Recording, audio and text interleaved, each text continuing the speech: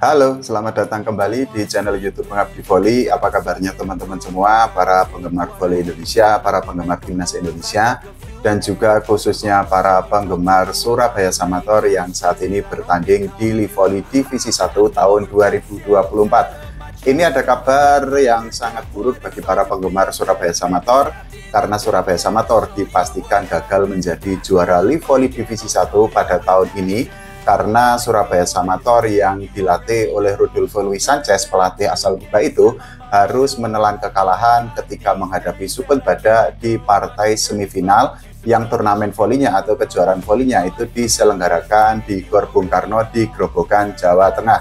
Jadi Surabaya Samator itu harus mengakui ketangguhan Supun Badak dengan skor yang sangat telak, yaitu 0-3, meskipun harus diakui pada set pertama pertandingan antara Surabaya Samator melawan Supun Badak itu berjalan sangat seru, bahkan untuk menentukan siapa tim yang memenangi pertandingan pada set pertama itu harus ditentukan melalui jus. Tapi ternyata para pemain Supun Badak itu bisa menunjukkan permainan yang lebih solid, lebih kompak, dan mereka memiliki mental yang lebih kuat. Jadi di set pertama Surabaya Samator dikalahkan oleh Supun Badak dengan skor 24-26. Kemudian di set kedua Surabaya Samator itu kalah dengan skor yang cukup tipis, yaitu 20-25, dan di set ketiga Surabaya Samator itu kalah dengan skor yang cukup telak, yaitu 17-25. Kekalahan Surabaya Samator saat melawan Supun Badak itu menjadi kekalahan pertama sekaligus mengakhiri perjalanan Surabaya Samator di Livoli Divisi 1 tahun 2024 ini. Seperti yang kita ketahui, Surabaya Samator itu selalu menang di beberapa pertandingan sebelumnya. Bahkan Surabaya Samator itu selalu menang dengan skor 3-0 tanpa kehilangan satu set pun dari 3 pertandingan yang mereka jalani. Jadi Surabaya Samator itu menang dengan skor 3-0 ketika menghadapi MVC Sulbar di pertandingan pertama. Setelah itu Surabaya Samator lagi-lagi menang dengan skor 3-0 ketika mereka menghadapi Porfit Kudus, dan lagi-lagi Surabaya Samator yang diperkuat oleh Teddy Oka dan kawan-kawan menang dengan skor 3-0 ketika mereka menghadapi Sinus. Tapi ketika menghadapi Supun Badak, ternyata kekuatan Surabaya Samator itu seolah hilang begitu saja, dan para pemain Surabaya Samator itu tidak bisa membendung kekuatan yang ditunjukkan oleh para pemain Supun Badak di atas lapangan.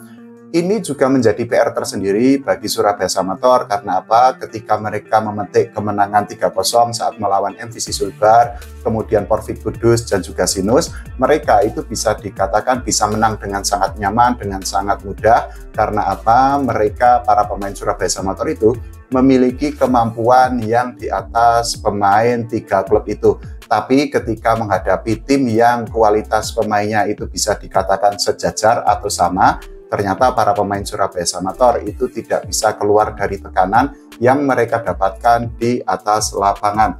Kalau kita bicara tentang kualitas para pemain Supun Badak sendiri, memang bisa dikatakan bahwa para pemain Supun Badak itu memiliki kualitas yang bisa disebut sejajar atau setara dengan para pemain Surabaya Samator. Karena apa?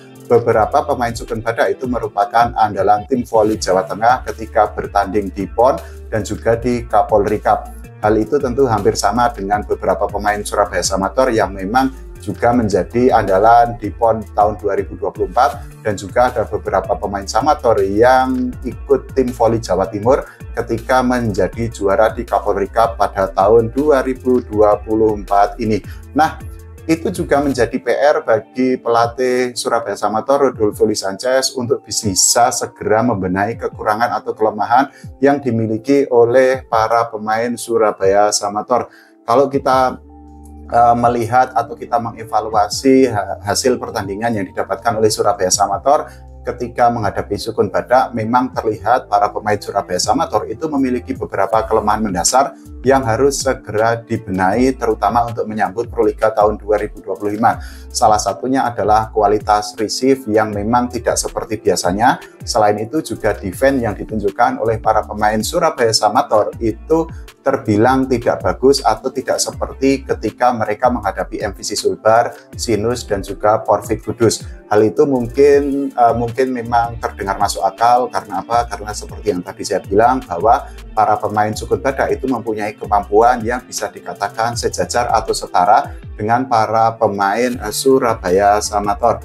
Nah, selain itu juga kalau kita melihat pertandingan yang dijalani Surabaya Samator ketika menghadapi Sukun Badak, memang Teddy Oka dan kawan-kawan, ini opini saya pribadi, terlihat agak kebingungan dan juga terlihat agak grogi, mungkin karena mereka harus menghadapi lawan yang sepadan. Tapi apakah anggapan saya atau POV saya ini benar? Tentu yang tahu adalah para pemain dan juga jajaran pelatih Surabaya Samator. Selain itu juga kalau kita bicara tentang kelemahan yang dimiliki oleh para pemain Surabaya Samator, memang mereka terlihat agak tegang di atas lapangan. Padahal di pertandingan-pertandingan sebelumnya, asisten pelatih Surabaya Samator yaitu Sigit Arimwidodo itu mengakui bahwa para pemain Surabaya Samator itu sempat bermain lebih tenang, mereka bermain lebih rileks ketika menghadapi tim-tim di pertandingan-pertandingan sebelumnya. Tapi ternyata kondisi itu tidak berlaku atau tidak terjadi ketika Surabaya Samator menghadapi Sukun Badak di pertandingan semifinal Livoli Divisi 1 tahun 2024 ini. Selain itu juga ada beberapa anggapan dari para penggemar voli Indonesia, khususnya para penggemar Surabaya Samator tentang kekalahannya didapatkan oleh Teddy Oka dan kawan-kawan ketika menghadapi Sukun Badak. Salah satu yang menjadi sorotan para penggemar itu adalah tidak adanya translator atau penerjemah untuk pelatih Surabaya Samator Rodolfo Luis Sanchez. Seperti yang kita ketahui, Rodolfo Luis Sanchez itu merupakan pelatih asal Kuba dan baru di tahun ini dirinya itu menjadi nahkoda atau menjadi pelatih Surabaya Samator. Banyak penggemar voli Indonesia yang menganggap bahwa Rodolfo Luis Sanchez itu mengalami kesulitan untuk memberikan arahan kepada para pemainnya. Di sisi lain juga para pemain itu dianggap oleh para penggemar voli Indonesia itu mengalami kebingungan untuk mencerna atau untuk menerjemahkan game plan yang akan diterapkan oleh Rodolfo Luis Sanchez di atas lapangan.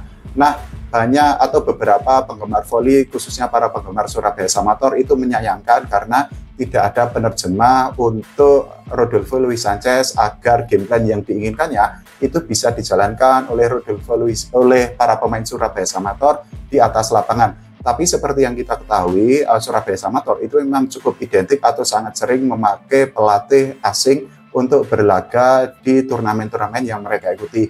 Kita ketahui dulu ada Mr. Lee atau Lee Kwijang yang menjadi pelatih Surabaya Samator dan berhasil mengantarkan Surabaya Samator menjuarai Proliga. Bahkan Lee Kwijang itu juga pernah dipercaya untuk menjadi pelatih Timnas Indonesia dan hasilnya dirinya membantu Timnas Indonesia menjadi juara SEA Games. Nah, apakah berbagai anggapan itu benar yang disampaikan oleh para penggemar voli Indonesia? Bagaimana menurut teman-teman semua? Silahkan tulis di kolom komentar. Yang pasti selamat untuk Surabaya Samator karena meskipun kalah saat melawan Sukun Badak, mereka tetap berhasil promosi ke Livoli Divisi Utama pada tahun 2025 nanti. Kita akan nantikan bagaimana sepak terjang Surabaya Samator di Proliga tahun 2025 dan juga tidak lupa kita doakan agar Surabaya Samator itu bisa terus berprestasi dan bisa melahirkan para pemain yang berkualitas untuk Timnas Indonesia. Tidak lupa juga kita doakan agar Timnas Indonesia itu bisa mendapatkan prestasi tidak hanya di level Asia Tenggara tapi juga di level Asia dan juga di level dunia. Terima kasih, sampai jumpa.